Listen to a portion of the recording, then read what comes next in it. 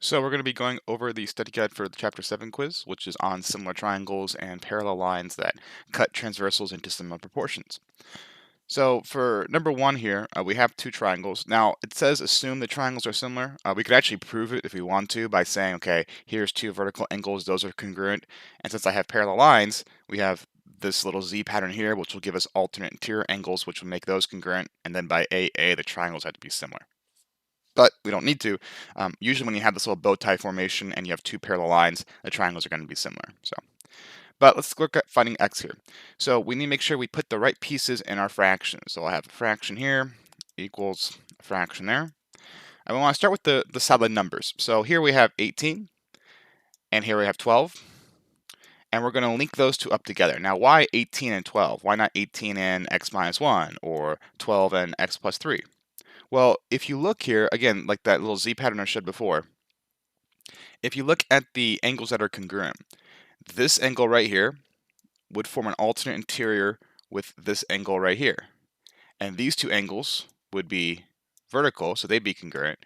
So 12 is between the double and the single, 18 is between the double and the single. So these two would match up. So it's like this triangle is being turned this way to kind of fall in place with that triangle. So this angle P is going to go over here to angle L, and that would cause 12 to go over here to 18.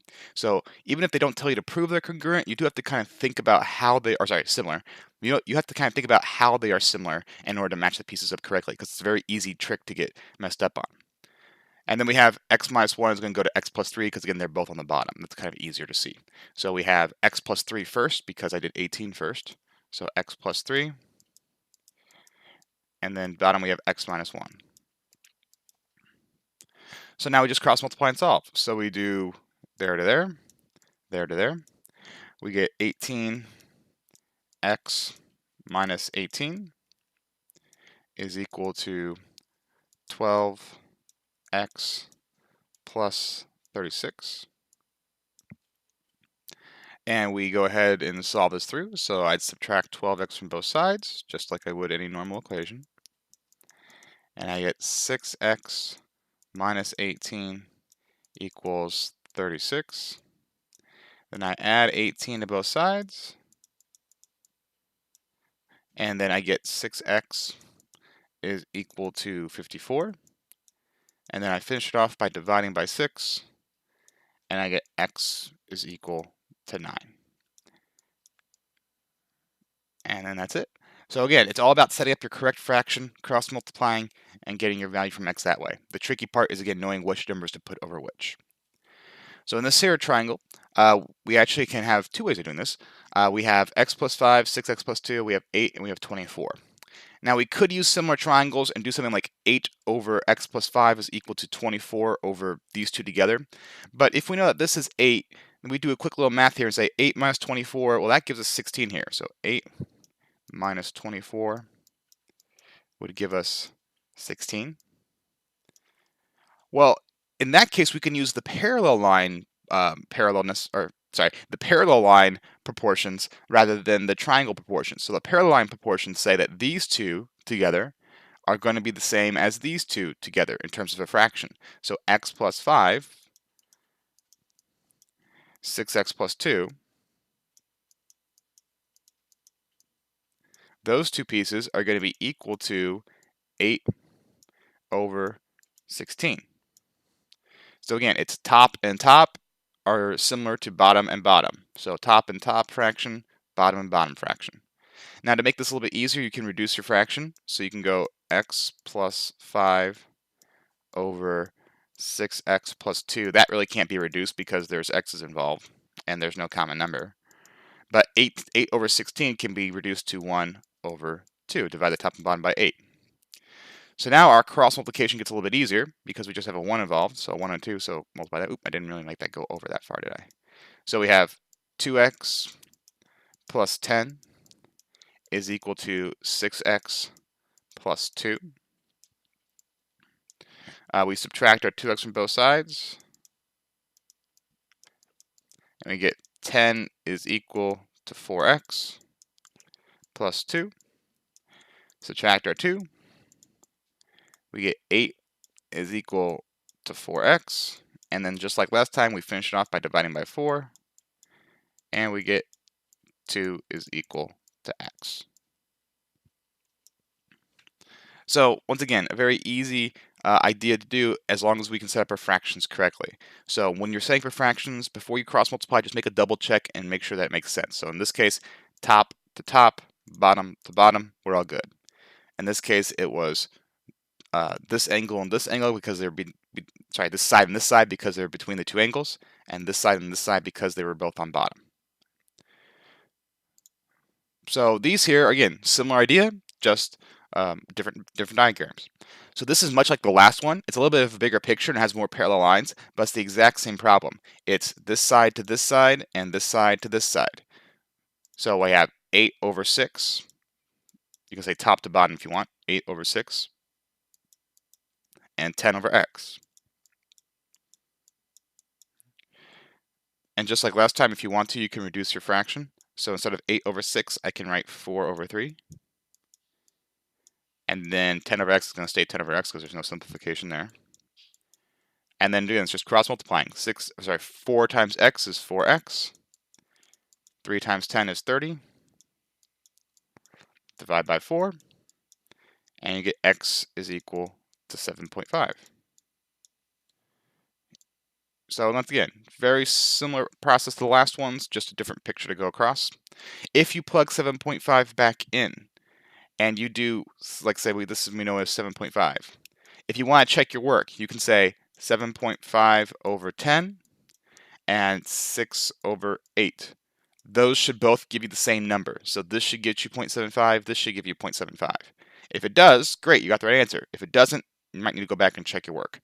But that's a way you can see if you got the correct answer or not, is plug it back in and make sure the fraction still holds. And the last one here. This has to deal with altitudes, medians, and bisectors. So this line right here, we would consider an altitude because it's a right angle. So if it goes from the corner to the end and it's a right angle, we call that an altitude, or the height of the triangle, same thing. And so we can make our fractions here. So it's altitude over altitude. Let me make that a little bit better. So altitude, there we go, so we can actually see it, over altitude. So 42 over x is equal to base over base, or side over side. So 45 over 30. So once again, these are big numbers, so I would simplify them down. So 42 over x is equal to, and then I divide these both by 5, we get 9 over 6, and then I can divide them by 3, so we end up with 3 over 2. So I divided this by 9, and then divided it by 3, and I divided this by, divided it by 5, and then divided it by 3. And then this one I divided by 5 and divided by 3. So divide by 5, and then divide by 3. That will give us this simplification. Or again, you could have just divided by 15 right away if you saw that. So now we cross multiply. We get 90 is equal to 3x. We divide by 3, and we get 30 is equal to x. Oh, sorry, I did that wrong. My bad. Those of you watching can probably see my mistake there. I did 90 times 45, or sorry, 2 times 45 rather than 2 times 42. So 2 times 42 would actually be 84, and x times 3 would be 3x. And then we divide by 3, and we get 28 is equal to x, which is much more reasonable. Because of course it can't be 30, otherwise 42 over 30 and 45 over 30 would not end up being the same number. So once again, if I plug that back in, I could have checked my work and see that it wouldn't go like I had planned. So I'd go back and say, oh, 2 times 42 isn't 90, it's 84. So that was my mistake there. So once again, these types of problems, you just have to figure out what numbers are going to go over which. And again, it's piece over piece. So altitude over altitude, top over bottom, side over side. Just, again, double check your work when you're setting up your fractions so you don't make the same mistake I did, and you should be okay. So these are checking to see if they are similar. And if they are similar, we have 3 different ways of identifying it. Angle, angle, angle, side, and side, side, side. This is probably the most common one if we have all 3 sides, of course. If we just have angles, usually this one's the most common one. If we have a mix, then we obviously use this one. So side, side, side similarity is just simply taking all 3 sides, putting them as fractions, and see if they come out to be the same fraction. And it's big over big, middle over middle, and small over small. So the biggest one here is 18. The biggest one here is 6, so we'll start with those. We'll do 18 over 6. 15 and 5 are the middle pieces, so 15 over 5. And then 6 and 4 are the smallest, so 6 over 4. We want to see, do these fractions come out to be the same, either by reducing them or by dividing them out. So in this case, 18 divided by 6, that just give me a solid 3, or 3 over 1 if you want to keep it as a fraction. This would give me a solid 3 over 1 too, so we're looking good. This right here would give me a 3 over 2, which is not good, because it should be the same as these here. So these would not be similar, so not similar. And how do we know they're not similar? Well, I guess you could say by SSS. So if they were similar, these would all three be congruent. But since they're all three not congruent, we have one oddball out. By SSS, they are definitely not similar. So let's look at another one here. So this one we have a mix. So we're going to be using side angle side here because we have a mix of angles and sides. If we just had an angle, if we just had two angles, then we can use angle, angle, angle. Or angle, angle in this case. But we only have one angle. And if we have all three sides, we can use side, side, side, but we don't have two sides. So since we have a bit of each, we have to use side, angle, side to help us out, and let's see if that goes well. So first, we still need to check our sides. So 8 is the biggest, 4 is the biggest, so 8 over 4. 6 and 3. So 8 over 4, that's 2 over 1. Good. 6 over 3, that's 2 over 1. That's good. So my two sides are similar. So I have a similar proportion between all two sides. And then I know that my angle is congruent. So 80 is indeed congruent to 80. If you want to state that's by reflexive, because again, it's the same angle, just different position. So because the two sides are similar, and because the included angle is congruent, we say they are similar by side angle side. These two sides are similar, 2 over 1, 2 over 1, and this middle piece angle is congruent to itself. I'm having a little tongue-tied today, my apologies. So again, an angle, angle, angle example would be something like if I had a triangle here. That's definitely not a triangle. Let's try that again. If I have a triangle here and a triangle here, and I gave you, say, that this angle was congruent to this angle, and this angle was congruent to that angle, then we conclude they're similar by angle, angle. Because we have two congruent set of angles, so we're similar by that. In this case, I just had one, so I had to use the sides to help me out to fill in the gap. And the last one's a word problem. So we have the Tower of Babel cast a 6,250 cubit long shadow. A cubit is simply just a way of measuring something. It's just a unit of measurement. We have Adam, who is 6 cubits tall, cast a 7.5 cubit shadow. How tall is the Tower of Babel? Well, let's draw a picture here to help us out. So we have the Tower of Babel here. You can decorate however you want, not really important. And then we have Adam standing over here. So the Tower of Babel's shadow is 6,250 units long, cubits long, however you want to say it. And Adam's shadow is 7.5. And Adam himself is 6, and the Tower of Babel, we don't know. That's a mystery to us. So we want to figure out how much is x. Okay, well, let's set up our ratios here. So shadow over shadow. So I'll do 7.5 over 6250.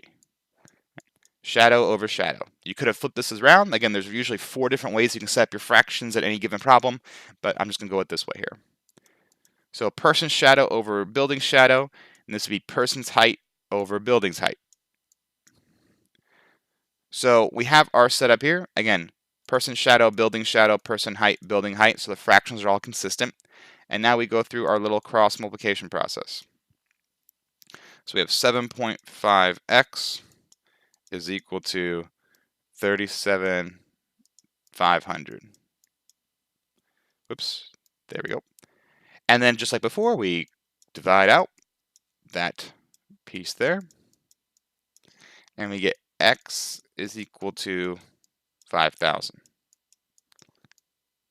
So the Tower of Babel is 5,000 cubits long, according to this diagram here.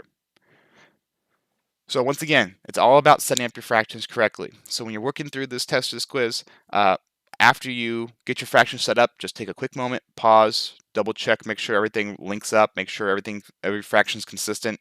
Say your pieces in your head aloud. So it'd be like 7.5, 6.6250. It'd be shadow, shadow, height, height, person, building. If everything goes the same way, then you have your fraction set up correctly.